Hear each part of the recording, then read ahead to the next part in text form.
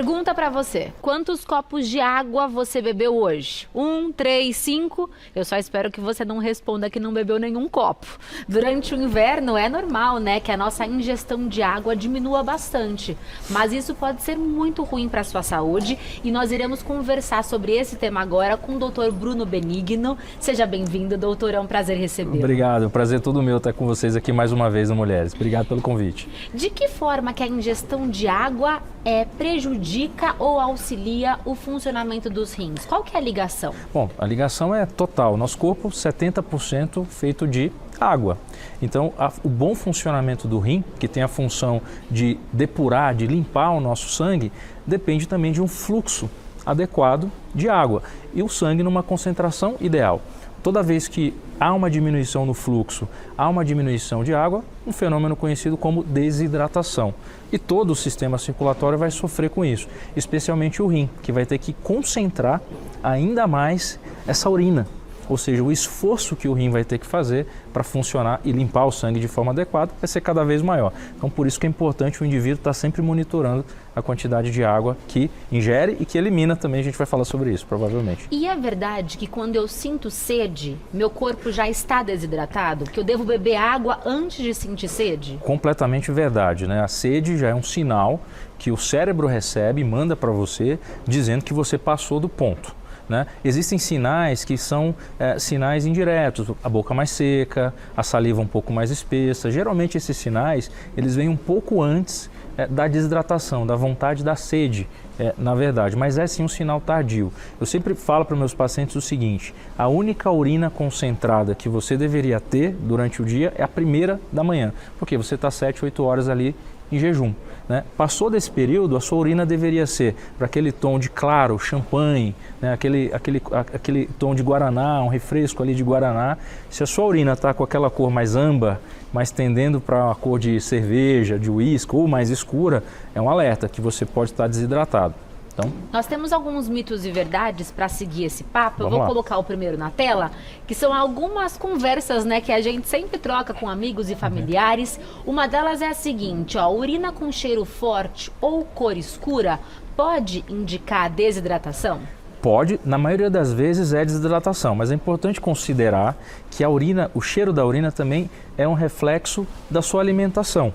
Então, por exemplo, se você tem uma alimentação rica em proteínas, você vai tender a ter uma urina mais ácida. Então, você vai ter um odor um pouco mais forte na urina. Se você come alguns determinados alimentos, por exemplo, o aspargo. Tem pessoas, né, que relatam alteração no odor da urina de forma grandiosa, com né, com aspargos. Com uma alteração, algumas pessoas nascem com uma deficiência de uma enzima e elas produzem um odor muito forte quando comem o aspargos, então isso é muito importante. O consumo excessivo, às vezes, de alguma medicação que tem um corante, a sua urina vai mudar de cor. Quem nunca tomou um anti-inflamatório, um antibiótico, essas variações pontuais, elas podem acontecer. Mas uma coisa é certa, urina com sangue, obviamente, vermelha, né? Essas cores aqui todas são normais ou não? As duas primeiras a gente considera como urinas normais. Então, amarelo claro e amarelo. E amarelo. O âmbar, você já tem um certo grau de desidratação. O marrom e o vermelho são urinas consideradas alteradas. Se você não está em uso de nenhum remédio, isso aqui não é considerado normal. Eu ainda adicionaria um outro frasquinho, que é a urina cor de Coca-Cola, escura. Né? Essa urina é a mais perigosa de todos e pode acontecer, por exemplo, em situações que nós chamamos, vou usar um termo técnico aqui, mas é rabdomiólise. O que é isso? O indivíduo que fez muita atividade física, extenuante, ou teve um trauma muscular muito grande, ele libera aquela proteína que está no músculo, que é a mioglobina.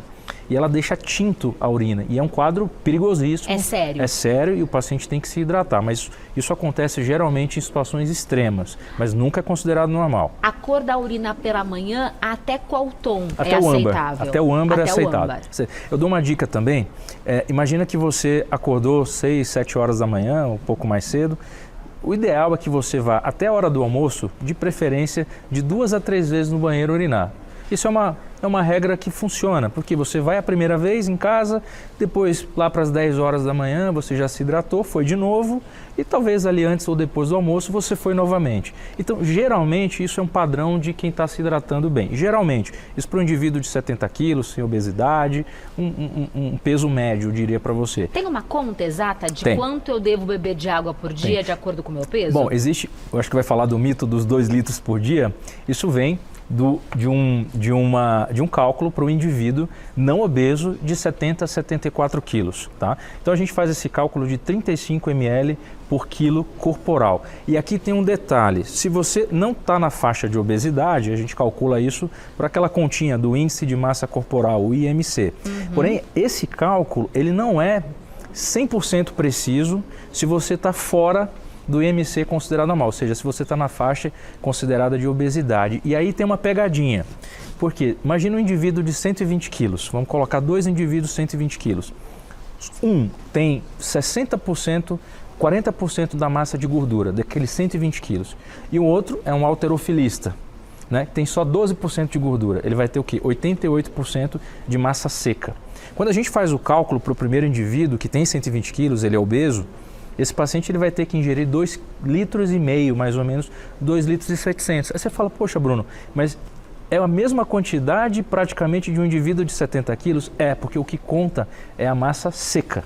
A gordura ela não deve entrar no cálculo. Entendi. E já um indivíduo que é um halterofilista, que tem 88% de massa seca e só 12%... Ele precisa de mais água. A gente já fez o cálculo aqui antes do programa, dá 4,5 litros. Então veja, os 2 indivíduos têm 120 quilos. Só que a necessidade de água do primeiro indivíduo, que é obeso, é de 2,5 litros, quase 3 litros. E do outro, que é um halterofilista, vai para quase 4 litros. Então esse cálculo também é de acordo com a massa magra. Quanto mais massa magra, mais água eu preciso. Exatamente, desde que você esteja nessa faixa de obesidade. Aí você vai me perguntar, como saber a massa magra? Não dá para saber só pela balança, porque a balança ela não diferencia uma pessoa obesa de um halterofilista. O IMC vai ser parecido, porque é o peso e a altura. Só que você não avalia a composição. Então aí tem um exame simples de fazer, as nutricionistas fazem com muita frequência, que é a bioimpedância. Tem até balanças, né, que fazem essa bioimpedância. Isso. E aí na bioimpedância você vai ver a proporção de massa corporal seca, de água e a proporção de gordura. E aí a gente pode fazer um ajuste do cálculo. Então essa mensagem eu falo que é importante, porque embora a gente fale 2 litros de água por dia, é para um indivíduo de 70, 74 quilos, 1,70 m e não obeso. Mas aí vem o olhar do médico, o olhar do nutricionista para ajustar. E só para finalizar, tem um lado das pessoas que têm alguma doença. Por exemplo, um paciente diabético que não está controlando, ele vai beber muita água. E não necessariamente ele está se hidratando, porque ele está usando aquela água para se livrar daquele excesso de açúcar no sangue. E há doenças que fazem com que a pessoa tenha que beber menos água também, não existem? Muito bem colocado, Pamela. Na verdade, são as pessoas que têm a doença renal crônica. Elas têm dificuldade de filtrar e de concentrar a urina. Então, tem pessoas que a gente faz uma restrição de água para 800 a 900 ml por dia. Outra situação, pessoas que têm um coração dilatado, que já tem o que a gente chama de insuficiência cardíaca. Existem vários graus, mas a gente não pode sobrecarregar essa pessoa de água. Então, para uma pessoa que tem uma insuficiência renal, para uma pessoa que tem uma insuficiência cardíaca leve, moderada, a gente não vai chegar para ela e falar, olha, você tem que tomar 2 litros de água. Então, é muito importante esse olhar. Mas, de modo geral, população saudável, não obesa, a gente não está falando de extremos, acho que a regra dos 2 litros ela é uma boa medição. Vale. Eu acho que vale. É mais fácil seguir pelo menos isso. Pelo menos isso, pelo menos isso. Eu acho que vale. Temos mais um mito ou verdade na tela, vamos lá, que é sobre beber cerveja. Dizem que beber cerveja limpa os rins. Olha, essa aí eu vou colocar como mito. No curto prazo, no curtíssimo prazo, o que a cerveja é? Um diurético, certo? Certo. Então você vai tomar bastante líquido e o álcool vai inibir a absorção de água pelo seu corpo. Então, no primeiro momento, uma pessoa que está bebendo álcool, né, cerveja, qualquer tipo de bebida alcoólica, ela vai urinar mais. Mas todo mundo que já passou do ponto sabe, no outro dia, o que a gente sente? Muita sede. Então, a pura desidratação. A pura desidratação. Então, no final das contas, o álcool ele vai ser é um voo curto. Então, você vai ter sim uma hiperidratação no curto prazo, mas no dia seguinte todo esse efeito já se perdeu porque você vai estar desidratado. E além disso, tem um tipo de cálculo de pedra nos rins que chama ácido úrico e que a cerveja, o álcool quando é metabolizado, libera, chama as purinas. Então, quem bebe também cerveja tem mais e já tem propensão, tem mais risco de formar pedras no rim por ácido úrico. E o consumo excessivo de bebidas alcoólicas também sobrecarrega o trabalho do rim, certo? Completamente. Não, completamente. Os efeitos deletérios do álcool. Então isso completamente é um mito, É um né? mito. Cerveja Não é um vale mito. a pena. Beba água, então. Beba água. E sobre sal, temos também um mito ou verdade, que é o seguinte: comer muito sal faz mal para os rins. Verdade, verdade, verdade, verdade. Por quê, doutor? O que o sal faz? Experimenta fazer essa experiência de colégio na sua casa. Pega um copinho americano com água e coloca bicarbonato de sódio, coloca bicarbonato de cálcio, põe na água, vai virar o quê? Um leite. E no mesmo copo, começa a pegar sal de cozinha e vai jogando naquele copinho. E vai mexendo, vai mexendo. Vai chegar um momento que o sal ele vai saturar toda a água do copo e não vai deixar mais o bicarbonato que você jogou diluir. E ele vai o quê? Precipitar no fundo. Então, o sal, quando ele é em excesso, ele cai na urina e ele praticamente não deixa a água livre para diluir os outros componentes. Ácido úrico, cálcio. O que acontece? Deposita, forma um cristal. São as pedras? São as pedras. Eu pergunto para você, alguém já foi na praia, no mar e já viu uma pedra de sal? Não. Por quê? Porque o sal está todo diluído na água. Não existe pedra de sal no oceano. Por quê? Se tem tanto sal. Porque o sal é extremamente solúvel. E toda vez que você toma uma sobrecarga de sal, isso tem que sair por algum lugar, pela urina. E você saturou sua urina, não sobra espaço para diluir o restante, para limpar o seu sangue. Então você é mais propenso a ter o cálcio precipitado ali no fundo do copo, entre aspas, né? No fundo do rim, que é um cristal, certo? A pedra nada mais é do que um aglomerado de inúmeros. Aqui a gente está vendo, se a gente pudesse olhar aqui no microscópio, a gente ia ver uma estrutura de um cristal mesmo, né? Aglomerado, compactado ali. E uma vez que esse cristal se forma, ele vai só crescendo. Então ele não é eliminado naturalmente sem uma intervenção? Sim e não. Todos nós produzimos cristais na urina, mas o problema não é produzir o cristal. Todo ser humano produz, de certa forma, cristal. O problema é ter pouco fluxo de água e ter alguma propensão genética para que esse cristal se compacte. Porque o consumo de água vai ajudar na liberação desse cristal. Exatamente. Agora, se meu corpo compacta e forma pedra, água nenhuma vai resolver. E uma vez que o cristal foi formado e ele agregou, compactou, dificilmente você só tomando água você vai conseguir diluir uma pedra. Dificilmente, existem exceções. Por exemplo, a pedra é uma curiosidade. A única pedra que a gente consegue diluir com remédio é a pedra de ácido úrico. Existe um remédio que nós usamos que o paciente toma e ele dissolve o cálculo de ácido úrico. Já esses outros, que são o oxalato de cálcio, o fosfato de cálcio, o cálculo de infecção, esses cálculos a gente não consegue uma vez que eles foram formados, né? E aí é interessante que na nossa urina existem duas forças, não, três: a água, os cristais que querem condensar e existem os mocinhos, que são a turma que evitam essa cristalização. Por exemplo, tem um componente que chama citrato. Citrato que está no suco de laranja, está no suco de limão. O citrato, ele se liga muito fortemente ao cálcio e forma o citrato de cálcio, que é a pedra pómez. Então, essa conexão forma uma pedra muito porosa, ela dificilmente fica compacta. Então, uma das estratégias é a gente aumentar a quantidade de citrato na urina. Para conseguir eliminar essas pedras. Exatamente. Uma pedra no rim, ela pode surgir por conta de um outro problema, porque vimos recentemente, né, o caso do Edu Guedes, que foi internado para tratar pedras nos rins e descobriu que também tinha um câncer. Tá. Ela pode ser um alerta de alguma outra doença ou não tem relação? Sim, não é com uma conexão direta com a questão do Edu Guedes, que até onde eu sei é uma questão pancreática, a princípio não, mas o surgimento de pedras nos rins está intimamente relacionado ao mau funcionamento do intestino. Então imagina só, a gente ingeriu uma quantidade de cálcio, certo? Esse cálcio vai ter que ser absorvido, certo? Esse cálcio, ele pode ser absorvido em uma quantidade extrema e chegar lá no rim e formar um cristal. Só que existe uma substância chamada oxalato. Então a gente quer que o cálcio se ligue ao oxalato no intestino, né? Para que esse cristal se forme no intestino ele vai ser eliminado. Uma pessoa que tem um problema de absorção, por exemplo, ela tem uma hiperabsorção do oxalato, como pode acontecer? Se ela tem diarreia crônica, se ela é constipada, as bactérias, elas produzem muito, algumas bactérias, elas produzem muito oxalato. Então o indivíduo absorve aquilo.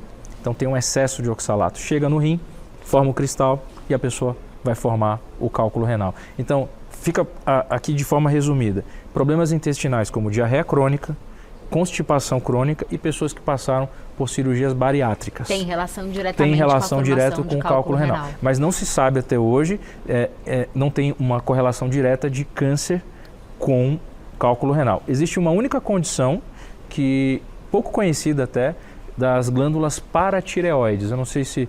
boa parte das pessoas conhece a tireoide, mas atrás da tireoide tem 4 pequenas glândulas que chamam paratireoides. E quando elas funcionam demais, elas acabam aumentando a quantidade, a absorção de cálcio. Isso também pode ser um problema e levar o paciente a formar pedra. Então é multifatorial. Entendi. Né? Eu não sei você de casa, mas eu bebi praticamente meu copo todo E de eu não água bebi só nada, nessa conversa, e eu não bebi tá? nada. E eu acho que o próximo tema tem tudo a ver com isso, que é o seguinte, ó, quanto mais água, melhor para os rins. Isso é um mito ou é verdade? Olha, é um mito. Eu não diria que... Água em excesso também faz mal? Água em excesso vai fazer mal. Naquelas situações que eu já comentei com você, insuficiência cardíaca, um paciente que tem já uma insuficiência renal. Então, para essas pessoas, a gente não pode recomendar quanto mais água, melhor. Outra coisa, se você é um diabético, por exemplo, e que não está controlando o seu açúcar, não está tomando seus remédios, não está fazendo dieta e está bebendo muita água, isso é muito comum. Às vezes, se eu tenho uma sede, o meu rim funciona muito bem, porque eu vou no banheiro toda hora, porque eu urino muito, o meu xixi é muito claro. Cuidado! Nem sempre isso significa um rim saudável. Você pode estar com diabetes descontrolado e acaba ingerindo muita água. Isso a gente chama, os médicos nós chamamos de polidípsia ou polidipsia, ou seja, um excesso de ingesta de água, uma sede que não passa.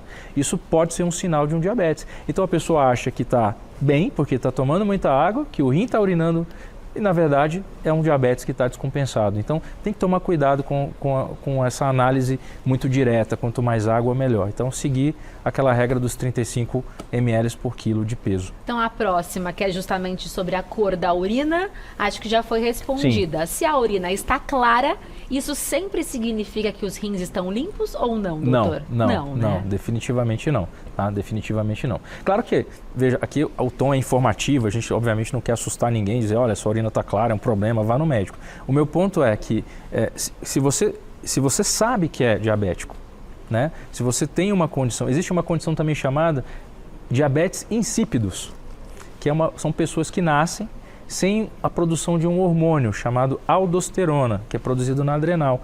Essas pessoas, elas têm muita e o diagnóstico é parecido, porque esses dois indivíduos vão no médico e dizendo que, olha, eu estou urinando muito.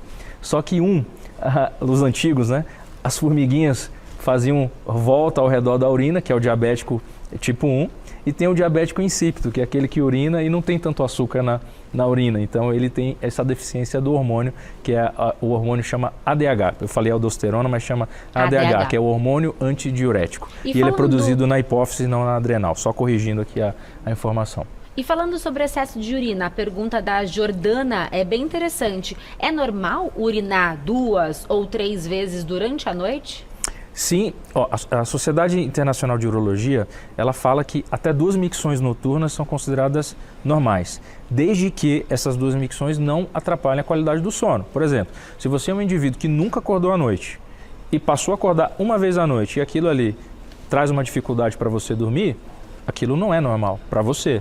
Se você já é um indivíduo que desde sempre acordou 2 vezes à noite e consegue voltar a não impactar na sua qualidade de vida, para a gente é considerado normal. Então existe uma margem aí do que é considerado normal para cada indivíduo. Mas passou de 2 vezes à noite, a maioria dos médicos vai considerar que você não consegue ter um sono satisfatório, acordando de qualidade acordando 3 vezes à noite. A Valéria pergunta sobre a água com gás. Ela faz mal para os rins? Isso é mito ou é verdade? É mito. É mito? Água Ai, com que gás, bom que eu tomo tanta. água com gás, água com gás é um mito, não tem nenhum problema. Pode tomar, sem não tem problema nenhum. E a água com gás, ela conta como água? Porque Completamente. quando a gente fala sobre esses 2 litros, estamos falando de água. Não vale suco, chá? Vale também? Vale suco, vale.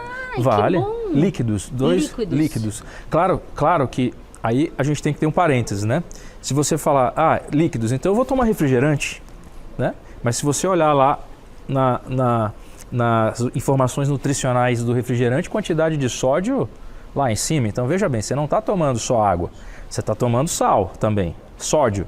Então uma coisa vai anular a outra. Então vale para o que nós chamamos de líquidos claros, né? Que são os refrescos, os sucos, a água de coco. Mas você não vai considerar, por exemplo, cerveja, bebida alcoólica, que é um diurético. Você não vai considerar o refrigerante nessa conta. Então tem que ter também um cuidado no que está dentro do líquido, né? Sim, então, tem esse que ter bom senso. O ponto principal é esse, é o que está dentro do líquido. Você falou das cores da urina e a Elizabeth pergunta sobre espuma. É normal ter espuma da urina ou não é? Olha, essa pergunta é muito frequente. Primeira coisa que eu pergunto para os meus pacientes é: você mudou algum produto de limpeza? Que às vezes é simplesmente uma mudança na concentração dos produtos de limpeza. Então o paciente urina ali, né, no vaso sanitário e percebe uma espuma diferente. Não mudei, está sempre tudo igual. Então existe sim uma tolerância no nível de espuma. Mas quando há um excesso, então o paciente percebe que tem grumos, que a urina está turva e tem espuma. Então não é só a presença de espuma, mas outros fatores, mudança da cor, como eu já falei, o grumo, descamação de células. O que é isso? É um muco?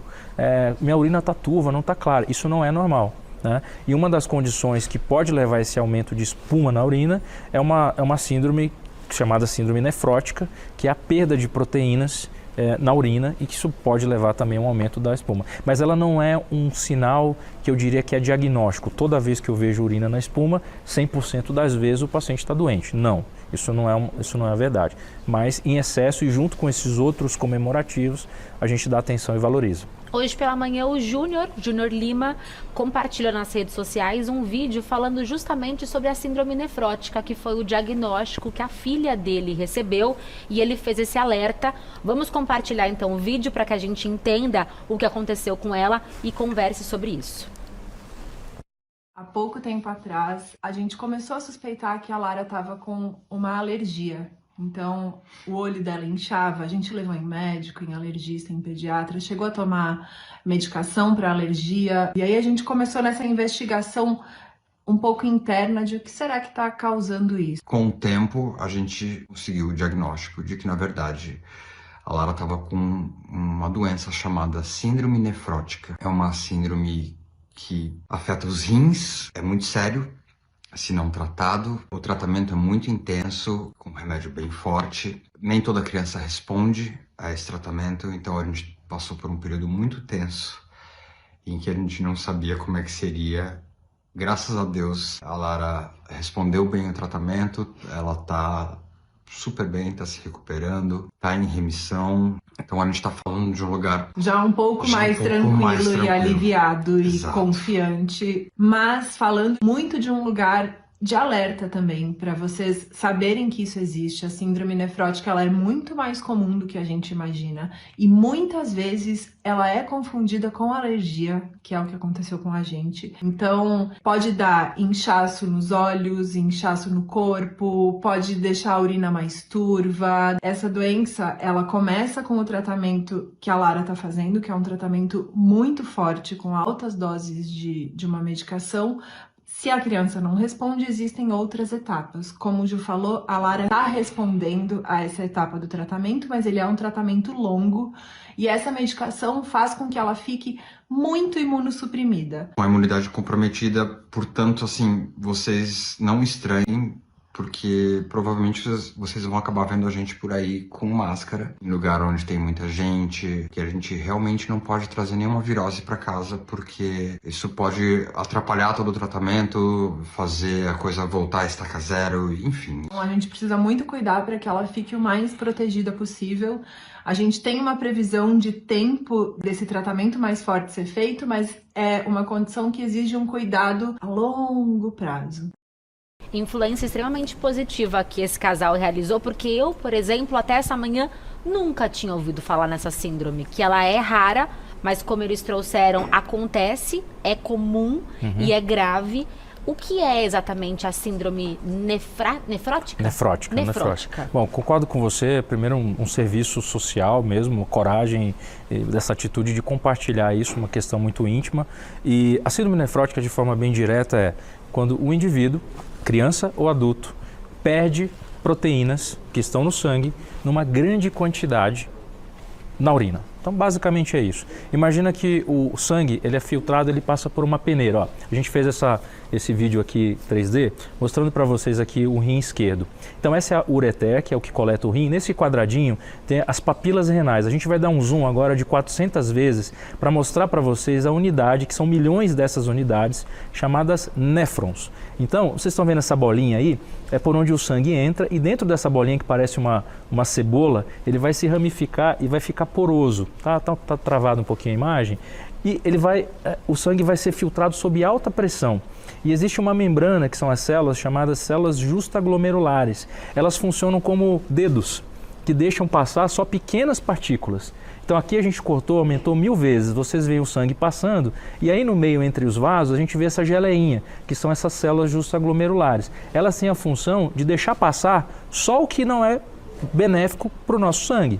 A síndrome nefrótica é quando essas células elas são danificadas e elas começam a deixar passar proteínas maiores, partículas maiores. E isso faz o quê? E essas partículas maiores vão fazendo o quê? Um entupimento, um mau funcionamento dessas membranas, levando ao quê? A um acúmulo de substâncias tóxicas no sangue, uma perda de proteína e a pessoa pode ficar desidratada, a pessoa pode ficar com inchaço, porque ela não vai conseguir manter o líquido adequado. As proteínas, uma das funções das proteínas é manter o nosso sangue concentrado. Quando a gente começa a perder essas proteínas no sangue, a gente começa a inchar, o mau funcionamento e vai levar a um quadro de desidratação que piora ainda mais o processo. Então, isso chama-se síndrome nefrótica, é um quadro. Tem cura? Dentro da síndrome nefrótica, a síndrome nefrótica ela pode ser causada por diversos agentes. O principal deles são a própria imunidade do indivíduo. Então, o corpo pode produzir anticorpos, por exemplo, teve uma exposição a um vírus, o corpo fez um anticorpo contra aquele vírus, só que aquele mesmo anticorpo que era para defender contra o vírus, ele faz uma reação cruzada com essas células e começa a inflamar essa região. Existe a síndrome nefrótica por medicamentos, existe a síndrome nefrótica por doenças inflamatórias. Então, a síndrome nefrótica é um grande nome que engloba uma série de doenças diferentes. Geralmente ela é autoimune e é tratado com o desligamento, né, com a supressão do sistema imunológico. Que foi o que eles descreveram. Exatamente. Que baixou a imunidade para que a síndrome fique em remissão.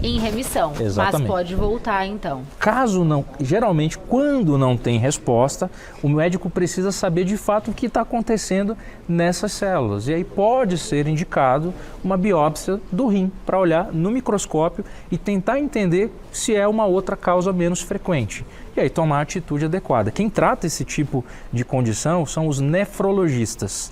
Nós somos urologistas. Qual que é a diferença? Eu sempre digo, o cardiologista cuida pressão alta e o cirurgião cardíaco faz transplante, cuida das válvulas. A mesma coisa é o urologista e o nefrologista.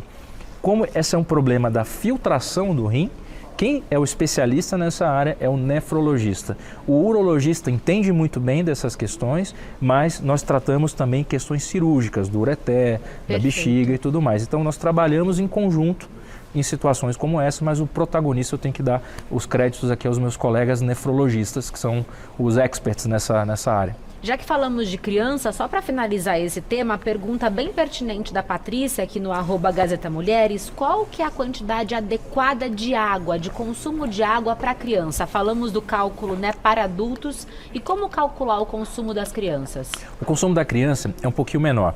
Tá?